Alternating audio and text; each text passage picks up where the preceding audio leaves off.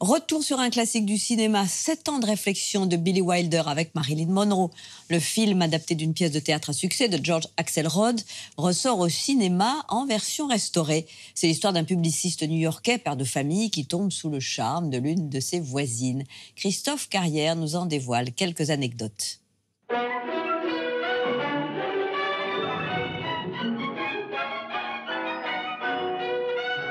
7 ans de réflexion de Billy Wilder, sorti en 1955, c'est le film qui fera de Marilyn Monroe une icône avec cette image sur laquelle on va revenir, croyez-le bien.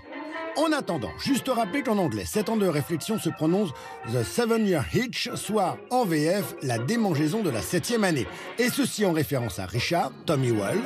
Oh non, pas moi, pas moi. Marié et père de famille depuis 7 ans, qui, comme chaque été, se retrouve célibataire, chatouillé par le démon de l'adultère, surtout quand sa voisine du dessus n'est autre que Marilyn Monroe. Quelle blonde dans la cuisine. Vous voudriez bien savoir.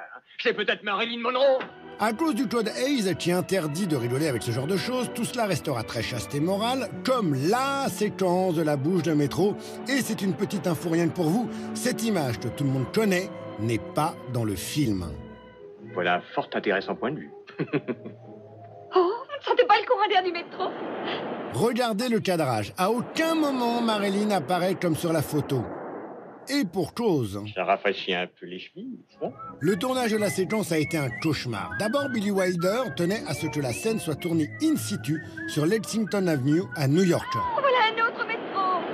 Bien qu'il soit 1h du matin, pas moins de 5000 personnes étaient là à siffler dès que Marilyn se trompait dans son texte. Elle se trompera 40 fois. À sa décharge, elle était très fatiguée et sous antidépresseurs. Vraiment? Oh oui!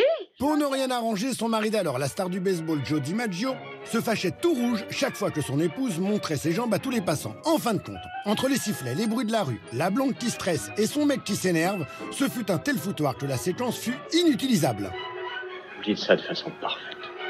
Wilder la refera en studio au calme sous le contrôle de son mari pour les cadrages.